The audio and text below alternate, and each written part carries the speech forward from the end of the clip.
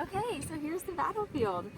I hope you're as excited as I am. Chris doubts I'm that. not sure anybody's as excited as you are for this, but I love the enthusiasm. I know, right? Okay, so what we're overlooking now is down here would have been the Indian encampments down below.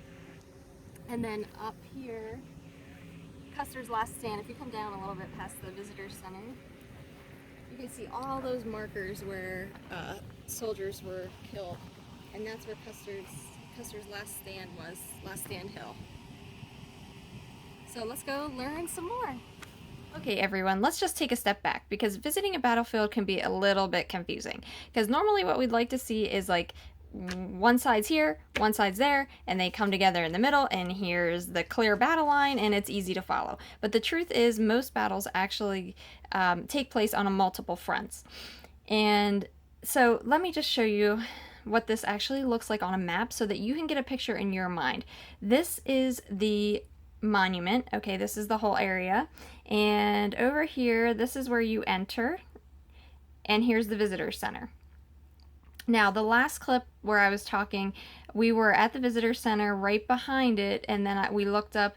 We saw, I pointed out where the Indian encampment was, down beyond the river a little bit in the distance, and then Last Stand Hill, which was up on the hill right here. Now, the road here for the park, this is a 5-mile long road in one direction. So it's 5 miles out and 5 miles back. So you are going to want to drive that probably. And then at this end of the battlefield, where the ridge road actually ends, is where the battle actually began. So our suggestion to you would be to park at the visitor center to start your visit, and then once you're finished at the visitor center, there is a video there, and sometimes they have ranger programs. Once you're finished there, then I would recommend just driving all the way to this end, starting with where the battle began, if you want to do it in chronological order, which for me is easier to follow than looking at this map with all these arrows. It can get very, very confusing. So that's what I would recommend. Start here and then work your way back. We were actually on a travel day during our visit, so we actually brought Aunt Gladys with us, and we were able to take her on that 5-mile long ridge road through the park without any problems. It is a little narrow when you have oncoming traffic, but you can fit. So where in the world did this battle actually begin, and how did it get started?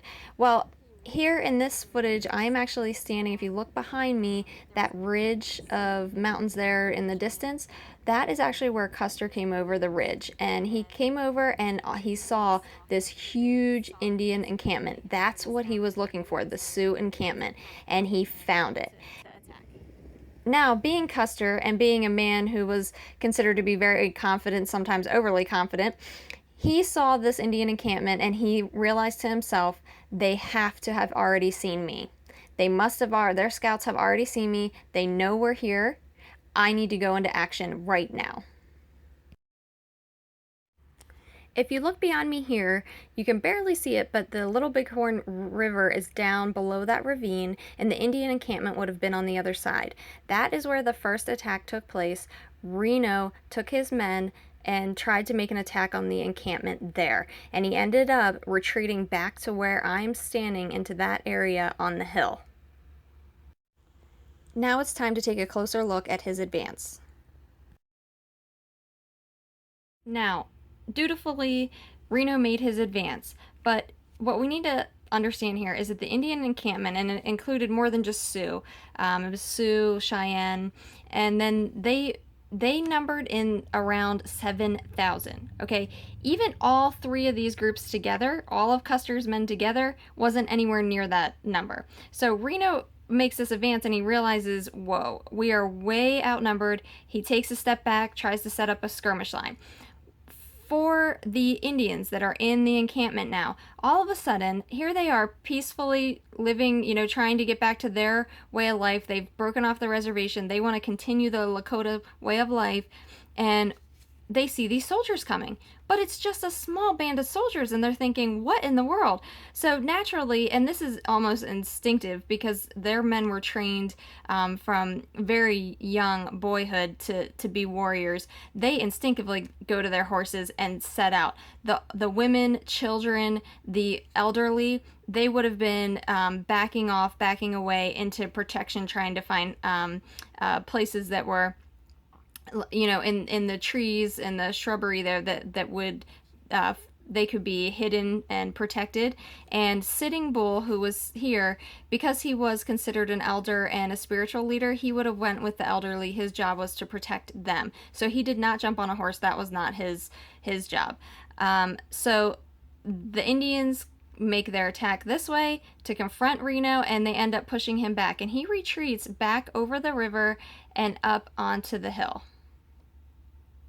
Now, while Reno is making his first advance and then subsequent retreat, Custer, with his men, has followed on the other side of the ridge, okay, and he's gone this way. He has actually decided to split his troops around here, and one of the groups ended up coming this way to try to make contact with the Indian encampment. Now, he undoubtedly was trying to get to the other side to try to attack from this angle while Reno was attacking from this angle, but he too would have realized that they were severely outnumbered. So he actually sent a message back. He tried to send a message back to Benteen to let him know, he was the third group of men, to let him know that he needed help, and he needed it immediately. That message was never answered. So instead, Custer is out here with his men. He realizes that he's outnumbered. He ends up going in retreat. The Indian encampment, while they had first seen Reno's men and gone to defend their encampment and to fight them and put them into a retreat, at the same time, their men also saw Custer coming. So immediately, a few of the men started to confront Custer, and then as Reno was put off and retreated, even more men joined him. So the Indians had him retreat up here to what is now known as Last Stand Hill. Now, as Custer was making his retreat to Last Stand Hill, he was also met by his the other group of men that was with him who had stayed back. They met him here and ended up on Last Stand Hill together. His forces were finally reunited here on this end of Battle Ridge.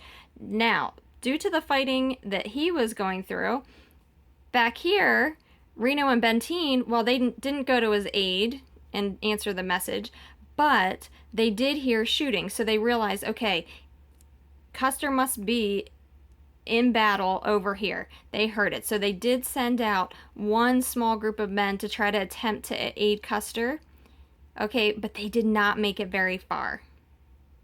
And Custer was way out there. Okay, so Reno's men are back behind us. He sent a few out to try to reach Custer and find out what in the world was going on, and they got as far as here, which is still 3 miles from Custer's location, and they saw that he was completely overwhelmed with Indians, and they began to be under fire as well. Let's get back to Custer. Custer is now all the way over here. He has retreated up to Calhoun Hill, where his other men meet him. They're on Battle Ridge here. He tries another brief attack, but soon you can see all these red lines are the Indians. They end up completely surrounding the men. And Keogh, who is one of the commanders under him, the way that they've found where the bodies were laying and the bullets, they believe that he was part of this on Calhoun Hill and was trying to make his way up to Last Stand Hill to be with Custer and give him some relief, but his men were shot down on the way there, and they really never actually made it. And the person who fought Keogh was Crazy Horse. So not only did you have Sitting Bull, a major leader down here, and someone who really led the Lakota against being in reservations, and really wanted to maintain their traditional way of life that he had grew up in. So you have him back here with the elderly, but you also have Crazy Horse, who was just as equally committed to leading the true Lakota life, and he was up here in the middle of the battle and just a fierce, fierce warrior. So this is where Custer actually made his last stand. And I think one of the most telling points of this is that on this knoll, this is where he was there, and they have found so many dead horses there that they believe that actually 41 of the men on this last stand hill shot their own horses. And if you can imagine the desperation of that, these are cavalry men who depend on their horses. They're in the middle of no man's land, okay? They're not in the United States at this point. They know the need of the necessity of their horses to get them back. And that's their one thing that's going to get them home. And yet, can you imagine the desperation that they knew they weren't going to make it home? It was time. They shot their horses to try to create a wall for them to hide behind as long as they could and make their last stand. Once Custer's last stand was over and the Indians had killed all the men here, then they were able to really focus their efforts back on Reno and Benteen at that beginning part of the battlefield. By this time, Reno and Benteen had heard word back from Weir that he wasn't able to make it to Custer, that Custer had been completely surrounded, and that now the Indians were even further encircling Reno and Benteen's men. At this point, they needed to figure out a way to make it through the night, and they started to dig trenches. The men built trenches and dug in, and you can still see here what's left of some of the remains of those trenches. Next morning, the troops were mad with thirst, and you can see where they went down, had to go down for water. They sent some men down, and most of them made it back. Some of them got the Medal of Honor just for that specific task of going down and getting water and bringing it back. One of the men was shot in the leg, and it shattered his leg, and it later had to be amputated. On the afternoon of that second day, after the soldiers had survived the night and were able to get water in the morning, in that following afternoon, the Indians actually broke down their camp and started heading toward the Bighorn Mountains. Now, the soldiers were not sure of the Indians' intentions, and they didn't trust it enough to feel that they had really, truly left the area. So they stayed dug in their trenches for the next night as well. Unfortunately, by that time it was way too late. After their second night on the hill, dug in trenches, finally, the next day, they saw a dust cloud rising in the distance, and it was General Terry and his men.